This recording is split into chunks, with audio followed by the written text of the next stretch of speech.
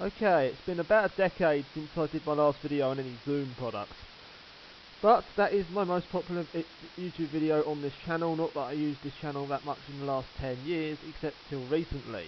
But that video got over 20,000 views. I didn't think 20,000 people had even heard of Zoom suspension forks, but apparently they have.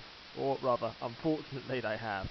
The suspension forks, certainly back then, were absolutely terrible forks with no damping and plastic nylon bushings that used to wear out very quickly, especially with hard riding.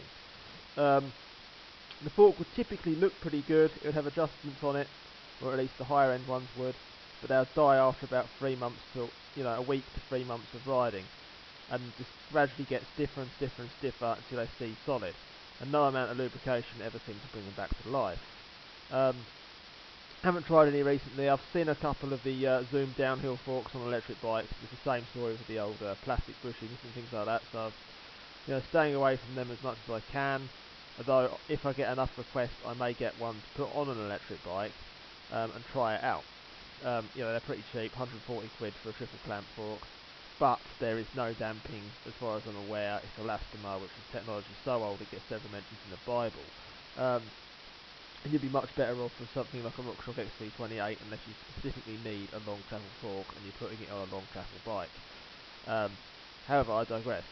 This product has a bit of promise to it. Clark's, a little while ago, introduced their M2 series, about a year or so ago I think it probably was, that was £45 for the brakes, discs, everything, front and rear. They were absolutely incredible value for money, and worked really well, despite what a lot of cycle snobs will tell you. However, on Chain Reaction, they had a big price war. The Shimano SLX brakes were £65 front and rear at one point, which was an absolute bargain, far better than the Clarks. So it's sort of the price to performance ratio was absolutely insane with those. So what about the Zooms? These were £30 just the brakes, but now you get the discs and everything as well, which brings them up to the same price as the Clarks. But these are blue, the Clarks are black, and in fact we have a choice of colours. So we've got blue, which is shown there, purple. I don't have a picture of purple, so I'm going to have to just go to it yourself. There we go, purple, red, black, and silver. These look very similar to sort of the Shimano brakes, but they're not. They're just a similar sort of shape. I'm told there's not much modulation with them, but apart from that, they're okay. No one seems to have done a longevity test though. So I've got to pick a set of these up for a bit of a tryout, see what they're like. They'll look awesome on the blue Carrera. I think that'll be epic.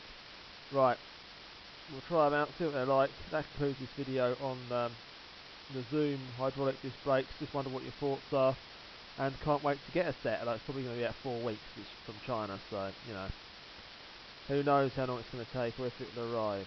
See you later.